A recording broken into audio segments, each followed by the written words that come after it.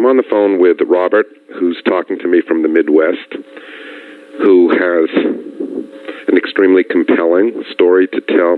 Robert, first of all, I thank you for sharing, because I know there's a lot of personal content when people do these interviews, and I would never ask anyone to do it who hasn't accomplished something that I think is really dramatic. Could you start by explaining to the listeners what was going on, what the nature of the problem was when you first contacted me? Sure. I had anxiety to the point where I was having a very difficult time talking with people, and it kind of permeated into my job. I'm in sales. I need to talk to people, and it just became a chore. It became very difficult to do. It's something that I really had to work at, and it became awkward to the point where I thought that I wasn't doing my job very well, so I had to get treatment. You're a very successful salesman. You're a pretty intense guy. Give a little more detail as to what was going on, the specific nature of how the anxiety was impacting you. Yeah, I think my success in sales kind of heightened the problem in that, I'd go to these meetings, whether it be awards meetings or regional meetings, and people would want to know, what I was doing or what our team was doing and why we were doing so well, and the constant attention towards me really heightened my anxiety to the point where I was not, again, able to communicate and even share our strategies and our sales behavior to people that, for all intents and purposes, they were just, looking for direction. And at that point, I knew something was really wrong internally that had to be addressed. This anxiety was out of control, and I didn't know how to treat it. I didn't know how to calm it down. So I did a Google search, and I found Jonathan, and so here we are. Let's try to put a typical situation under the microscope. You'd have a meeting, let's say, a few days down the road. Yes. Would you start worrying about the meeting in advance? I would. I'd start worrying about the meeting probably a week in advance, and I'd try to do a lot of exercise a few days before, certainly the morning of, just to try to get some of this energy away. And exercise seems to help, at least with me, but there were still some rooted issues that were causing this anxiety that needed to be addressed. And again, that's why I went to Jonathan, and I didn't know what was going on. I didn't exactly understand what was going on. The meeting is a week away. What was going on internally for you? I think I had bad experiences in the past, and they just started to snowball. And this effect became where because last time I had a meeting with this particular group of people, and I got filled with anxiety, then that's all I could think about. When I get back into that environment, I'm going to get filled with anxiety, and it's an extremely uncomfortable feeling. And I just, I can't be myself, and it's almost like I'm consumed with fear, and it was terrible. Okay, now the anxiety itself that was affecting you at the meeting, you had these negative memories in your brain. What exactly did that feel like on a physical and mental plane? Physically, it's disabling. For me, it's kind of hard.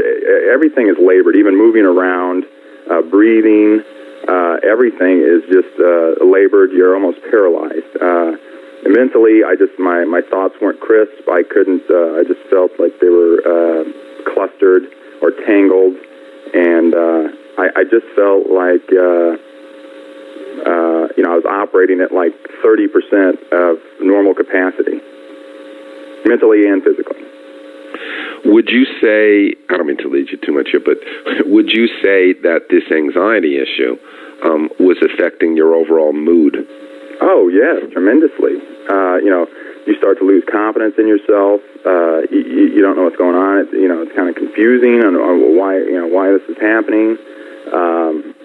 And certainly, I think happiness gets fairly distant when you have these episodes on a routine basis, at Did you find yourself avoiding any situations because of the anxiety? You know, I did. I did avoid a few situations. That's one thing about my personality and my makeup is I try not to avoid things that are uncomfortable. That's just one of my core beliefs. So instead of avoiding things on a regular basis, I just threw myself in them. But it was getting worse, not better. So it was getting much more difficult for me to throw myself back in there because my performances were just terrible. For the sake of relativity, on the Jonathan 1 to 10 scale, if you started the overall problem at a 1, the anxiety itself, the obsessive worry anticipatorily about it, how is it impacting your mood, the different layers of the problem. If you started at a 1 and 10 is absolutely perfect in terms of resolution of the problem, where do you consider yourself presently? Presently, I would say 7. Give your reasoning. I just feel really resolved.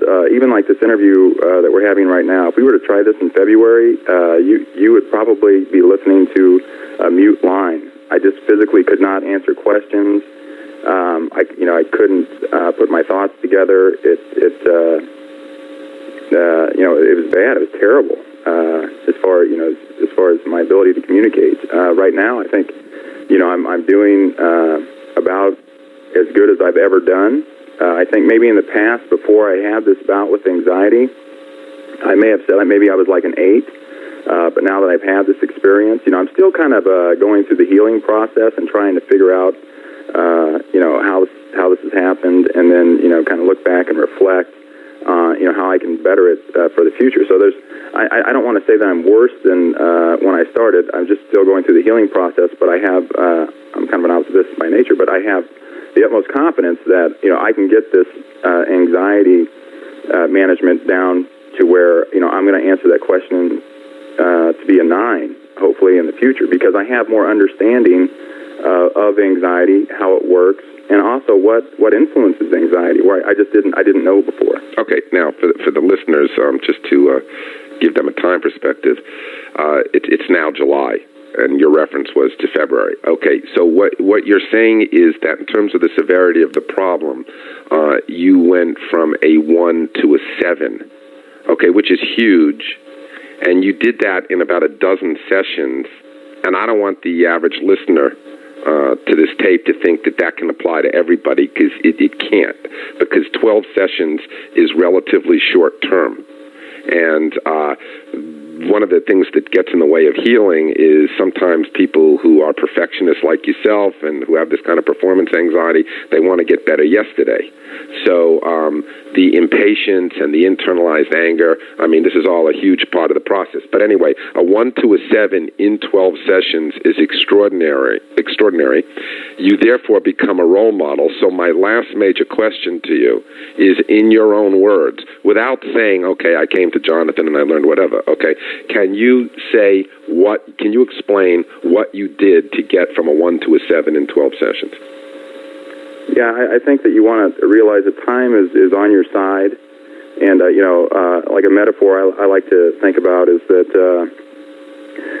I think anxiety is kind of like having a flesh wound, and time can either make it worse or make it better. And if you're listening to this audio session here, chances are that the way you're treating that wound is wrong, and you're promoting an infection. So if you can just turn your behavior around and look at it from a daily basis, and work with Jonathan, read his book, go through the audio program, do everything you can to try to turn it around. What happens is time, as opposed to making that wound worse, your behavior and your thought process will actually heal the wound, and that ultimately is what's going to cure your anxiety, and that's what I believe. Okay, and part of what you did was you developed a new mindset. Can you explain what that was? Yeah, there's a graph that Jonathan promotes that for me, I think what was really lacking is the critical parent bar in the graph was supercharged, and my logic for whatever reason just went out the window, and and that I believe that particular balance is a great environment for anxiety to grow to the point where it can become disabling. So that graph is very important. You can stare at it all day, and it won't help you. It's going to take time for you to readjust your brain and start actually thinking about some of the issues you have, and try to step back and look at it logically, as opposed to obsessing over critical points of things that have happened in your life, or this kind of thing. And it is a thought process, and it does take time to turn it around. It's not going to happen overnight. I think that's what Jonathan's trying to stress.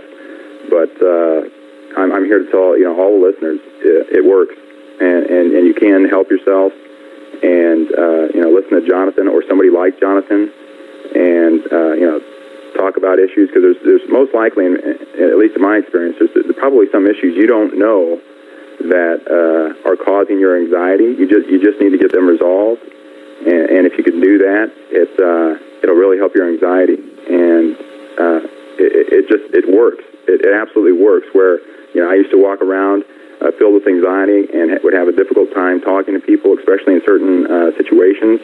I can go back in that same environment today and have, as of last week, and the anxiety just isn't there. It's not that I'm doing anything to prevent it. It's simply not there. So I mean, this is real. It's treatable, and be patient and try to get your mind working in